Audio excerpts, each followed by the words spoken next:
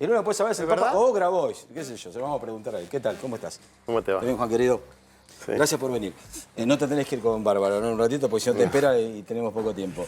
Digo, porque se va Julio. Con vos tenemos el que quieras. ¿Cómo zafamos de esto? ¿Hay una forma? ¿Hay una fórmula? Vos sos de la nueva generación, a ver. Sí. Yo creo... Mira, algo que a mi padrino le puedo decir. Tu generación tiene una incapacidad de la autocrítica Sí. muy fuerte. ¿Y la nuestra? La nuestra todavía no llegó su turno. Los que tenemos menos, los que nacimos en democracia, Sí. los que tenemos entre 35 y 40, vamos a decir, no ejercimos el poder en la Argentina. Nunca ejercimos el poder en la Argentina. Entonces todavía no tuvimos tiempo para hacer ni las cosas mal ni las cosas bien. Ahora, a mí tampoco me gusta la idea de los dos demonios. Acá hay una víctima. Sí. Y si el tiro se lo hubiesen querido dar a Macri, la víctima hubiese sido Macri. Y si los hubiesen querido dar a Carrió, la víctima hubiese sido Carrió. La víctima es Cristina. Entonces, plantear esto como un producto de la polarización me parece que es un error, ¿no? Acá hay un asesino que falló en su intento. Acá hay causas y acá hay responsables. No es un loquito, no es una casualidad. Y no es que hay gente inepta que no sabe manejar un celular. ¿Por qué decís no es un loquito, no es una casualidad?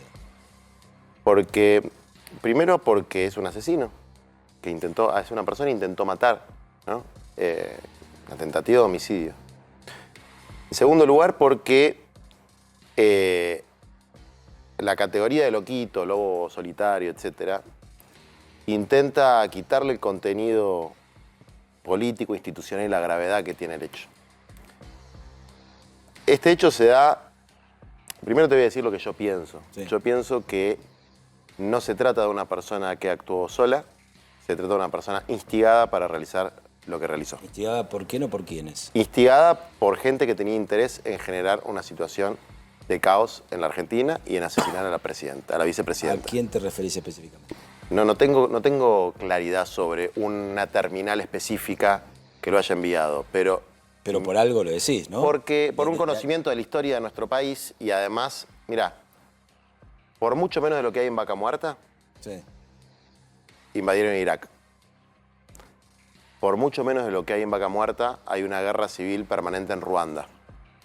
Y Cristina es un obstáculo para los intereses que tienen sectores de poder transnacionales sobre tres cosas en Argentina. Lo demás no les importa nada. No les importan los planes, no les importa la polenta, no les importa la salud, la educación, les importa el litio, los hidrocarburos y la agroindustria o los elementos de agroexportación. Ahora, vos me estás Cristina- queriendo decir que acá hay intereses que movieron o instigaron o Sí, perpetuaron Yo- la intención de este Exactamente. muchacho Eso es lo que yo para que creo. apriete el gatillo. Eso es lo que vos crees. es una visión. No tengo, desde luego, ni las pruebas ni la información, es una opinión. También lo que sí puedo decir, puedo afirmar con absoluta certeza, es que acá hubo un clima de violencia que, no me quiero hacer el psicólogo, pero pasó de lo latente a lo manifiesto. Sí. O, para decirlo en términos hegelianos, la cantidad se convirtió en cualidad, ¿no? Como cuando vos pones la pava, aumenta la temperatura y de repente Sí, se convierte en vapor. Para hacerlo más terrenal, del dicho al hecho. Del dicho al hecho, o yo diría del hecho al intento de asesinato. Porque hechos hubo, no es que no hubo hechos. No, sí. Ahí hubo una mujer con un cuchillo. El día anterior, o hace 2 días antes, hubo una militarización de la zona donde vivía la vicepresidenta. Hubo un cartucho con 32 balas que se cayó por alguna razón justo ahí, ¿no? Que fue una denuncia que hizo Felia. Hubo muchas situaciones de violencia y de amenaza de muerte explícitas que se fueron dando, que son delitos, ¿eh? No es que es una pavada. No, pero la gravedad de este hecho Desde luego, es un cambio cualitativo. quiebra Cambia la etapa política. Entonces, lo primero es, hay causas. Una de las causas es la violencia incremental. Es decir, que no se detectaron los factores de riesgo que se iban incrementando donde hay responsabilidades penales de las personas que ejercieron violencia a través de amenazas, que es un delito, a través de la aportación de armas, que es un delito, y hay responsabilidades morales de las personas que le dieron manija a un clima de violencia física, ¿no? Sí. No de violencia verbal, de violencia física. Eso es un elemento para mí que tiene un nivel de objetividad bastante grande. Son cosas que pasaron. Y después hay una interpretación que yo tengo del hecho, y es que fue un hecho intencional y planificado. Que no es un señor que salió un día... A ver, cualquier operación de violencia de estas características se hace a partir de gente muy vulnerable. Pero es un hecho intencional y planificado. ¿Por una persona, dos, tres, un movimiento, intereses? Por intereses económicos. Siempre hay que ver la ruta del dinero. Cuando hay un crimen de estas características hay que ver la ruta del dinero. ¿Y dónde está? Mira, vos no vendés. ¿Y de qué dinero, qué ruta estamos hablando acá? Te digo cuáles son los intereses que yo creo que hay acá. Para que se entienda, porque... Para que se entienda. Litio, petróleo, agroindustria. Son tres sectores en los que la sola existencia de Cristina les impide hacer lo que quieran en este país. ¿Vos creés que esos tres sectores instigaron este hecho? Yo creo que hay una instigación de los factores de poder económico como la hay en la manipulación de la justicia. Es decir, como la hubo en la intervención de Cambridge Analytica en la campaña electoral de Macri. Es decir, nosotros estamos naturalizando, si se quiere, o tratamos de tomar una explicación que es un poco simplista, ¿no? Pero vos te das cuenta que lo que estás diciendo es grave. Pero es lo que pienso. Sí, es lo que pensás y obviamente... Grave es que le hayan metido una pistola en la cabeza a Cristina. Total y absolutamente. Si vos buscás una nota mía en el año 2019, yo ya lo había dicho esto, que había posibilidad de que asesinen a Cristina. Porque pasó en otros momentos de la historia, pasó en otros países. Y cuando hay grandes intereses en juego, miles y miles de millones de dólares, estas cosas tienden a suceder, no son casuales. Hay una situación objetiva donde hay una persona... Mira, Mark Stanley, que es el embajador de Estados Unidos, dijo en una reunión hace muy poco, acá tiene que haber una especie de alianza de centro, ¿no? Entre los sectores que van a garantizar el desarrollo, precisamente estos tres sectores, agregó la industria de conocimiento. Como si fuera una especie de centro nacional que les permita una administración colonial relajada, sin crispación. Bueno, el elemento que atenta contra esos intereses se llama Cristina. En la Argentina, la que permitió que la mitad de Vaca Muerta sea nacional, se llama Cristina. Hay gente que perdió mucha plata por eso. Millones y millones de dólares. Los fondos buitre en la Argentina financiaron campañas tremendas de hostigamiento contra Cristina. Entonces, yo tengo esa percepción. Y ese es mi análisis. Esa percepción, bien utilizada la palabra. Sí. Esa percepción que vos tenés. Que es tan válida como las que dicen que de repente un loquito piró y tiene la capacidad de meterle un fierro en la cabeza. ¿Quiere ver muerta a Cristina sería? ¿El poder económico quiere ver muerta a Cristina? No me cabe la menor duda, pero la quieren ver muerta física, simbólicamente, si no la pueden ver muerta presa, si no destruida políticamente. Es decir, lo que han hecho en los últimos años, desde que yo tengo uso de... ¿A ese poder económico le podemos poner nombre y apellido? No, porque es muy difícil poner nombre y apellido a los grupos de poder. Muy difícil, digamos. Son conglomerados de intereses. Cuando vos tenías en la parte de los fondos buitre, había una task force, había gente que ponía la trucha en representación de miles de acreedores que hicieron una intervención muy directa dentro de la campaña electoral argentina. Entonces, eso es lo que yo veo y eso es lo que yo pienso. Y del mismo modo, entiendo que la gente que quiere ver a Cristina presa con cualquier argumento, que tiene una gran capacidad de penetración en el sentido común colectivo de la sociedad, tiene el manejo de la justicia en este país. Eso te llevó a algo más coyuntural. Esto que estás diciendo fue lo que llevó a dar marcha atrás, esto que habías anunciado de abrirse del Frente de Todos, de irse del patriarca del Frente de Todos. Hay dos elementos. Nosotros tenemos... En la fuerza nuestra hay 3 diputados nacionales. Uno es Nati, que es una cartonera, Fede, que vive en un barrio popular. Sí.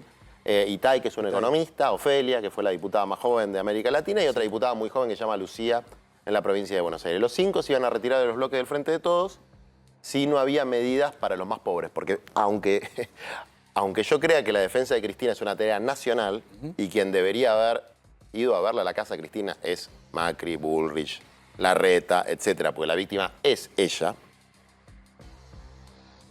Tan importante como eso es la defensa de los pobres. Aguantame, hacemos un punto ahí y ahora me contás después de la pausa por qué no se fueron o por qué se quedaron. ¿Sí?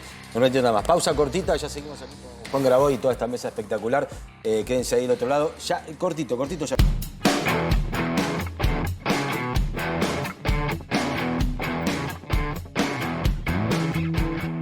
Bueno, seguimos aquí con Juan Grabois.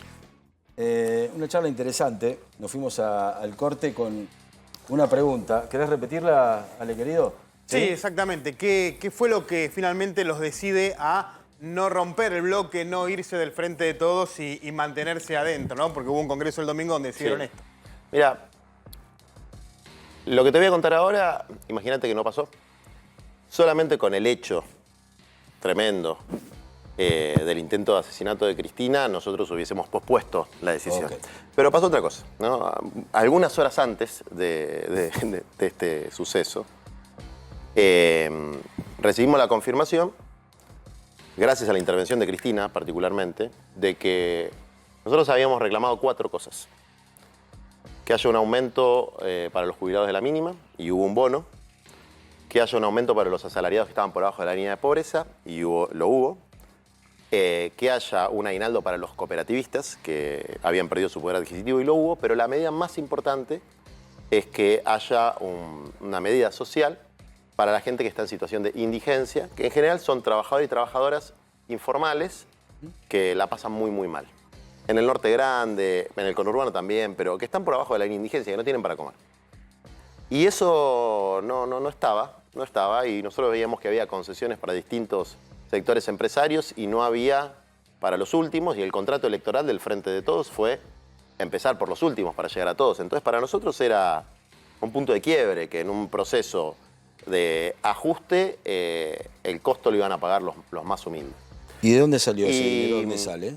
Ese dinero va a salir de un fondo que se llama Fondo Incremental de Exportaciones, que está en el decreto que firmó el presidente y salió publicado el día de hoy en el Boletín Oficial, y en su artículo 10, y en el artículo 9 y en el 10 establece que una parte de ese fondo se va a destinar a un programa para estos sectores, ¿no? Es decir, nosotros, aunque es una medida insuficiente, aunque no es lo que nosotros planteamos como una solución de fondo, es el salario básico universal, que tampoco resuelve todos los problemas, pero resuelve el problema de la indigencia y reduce el de la pobreza, hay una medida de envergadura que por lo menos va a beneficiar a 2 millones de familias argentinas que la están pasando muy, muy mal, y que es una transferencia equivalente a la canasta alimentaria, es decir, comer, ¿no? ¿Quién le puede negar a alguien el derecho a comer? Entonces, esa medida era parcialmente, tardíamente, lo que esperábamos. Y esa prestación se va a dar en octubre, noviembre y diciembre.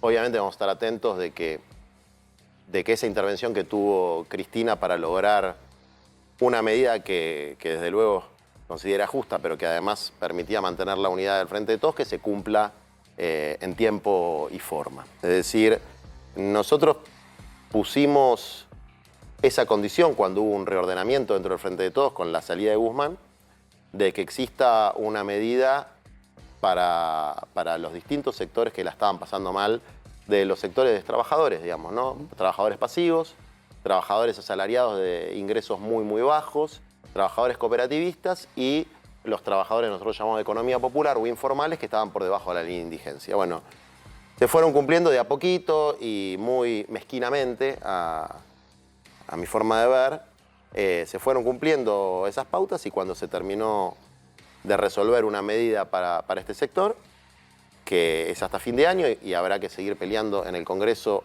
la ley para que sea de manera permanente, como hay en muchos países del mundo. ¿Hay algún detalle más, Juan, de cuánto es el monto que van a cobrar? El monto es equivalente a la canasta alimentaria individual, que son alrededor de 16.000 pesos. Esto permite... Octubre, noviembre y diciembre. Sí, y desde luego nosotros vamos a pelear para que siga hasta que no exista esta situación de indigencia, digamos, ¿no? Indigencia es que no tenés las calorías suficientes para alimentarte. Es decir, no es un tema de comprarte zapatillas. Es un tema de subsistencia. Y hoy también, si no estás bajo la indigencia, también te faltan las calorías suficientes como para alimentarte. Así es. Imagínate los que están en indigencia. Por eso digo, imaginemos. Si hay asalariados con recibo de sueldo, aguinaldo y vacaciones que están en la línea de pobreza, imagínate los informales, los que no tienen nada. Totalmente. ¿No? Vamos a hablar de, no sé si informalidad o formalidad, pero escuchemos las palabras de Mayans, por favor, dale. ¿Tenés ahí, Gonza? Ponelo, lo analizamos. Queremos paz social, bueno, comencemos a parar el tema del juicio que es vergonzoso realmente. Y posponerlo, ver que existan garantías constitucionales. Nosotros no queremos otra cosa. Pero que aparte de eso se le dé a cualquier ciudadano la garantía, no que esté, ustedes saben la visión que tiene el ciudadano argentino de lo que es la justicia hoy. O sea, más del 80% no cree en la justicia. ¿Qué opinás de lo que dijo el senador Mayans? Yo creo que la justicia tiene que fallar conforme a derecho. Es decir, que no hay que suspender ni dejar de suspender ningún juicio, que los jueces abogado, tienen que ser has sido probos. partícipe de varias causas, como querellante, como defensor, por eso... Así es. Mira, yo te voy a decir una cosa que es... ¿Viste cuando le preguntaba si ponía las manos en el fuego y medio que te la esquivó el tío? Yo pongo las manos en el fuego de que Cristina no robó un centavo. Cristina no robó. Ponés las manos en el fuego. Absolutamente. Y no hay una sola prueba de que lo haya hecho. Y otra de las razones por las que le agarraron un poquito de bronca a Cristina últimamente es porque cuando ella que hace su streaming de 1 hora y pico... Igualmente, perdón, eso lo tiene que determinar la justicia, estamos de acuerdo. Déjame terminar. Ella destapó una olla. Ella destapó una olla. ¿Por qué destapó una olla? Y porque, a ver, yo no entiendo cómo ningún fiscal tan interesados en descubrir la corrupción no empezó a investigar esos mensajes entre Caputo y López. Es decir, López, que se supone que es el factotum de la corrupción kirchnerista, tenía una relación carnal con el factotum del financiamiento del macrismo. Es decir, acá hay pactos de poder que son subterráneos y que es como... No te lo voy a decir así porque va a parecer que te estoy chicaneando a vos, pero imagínate un colega tuyo cobra sobres por proteger a algún determinado político, por blindarlo, por hablar bien.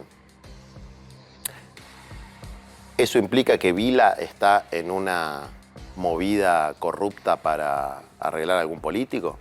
No, eso implica que hay un pacto subterráneo entre un determinado periodista que tiene un buen rating y un determinado político que quiere hacer esto. Ahora, ese periodista, no le importa si el político es radical, peronista, kirchnerista, macrista, lo que le importa es que le pague. Y así funciona la corrupción, es un problema de plata. Entonces... sí, obviamente no es un problema de ideología. No es un problema de ideología. Es un problema de guita, obvio. Ahora, esto que pasaba con Caputo, no sé, es raro, ¿no? Es raro como fue toda la cuestión de la obra pública, porque había varios ahí, pesos pesados de la Argentina. ¿Y vos sabés fehacientemente que eso no se está investigando? ¿Que no se investigó? Que desde luego.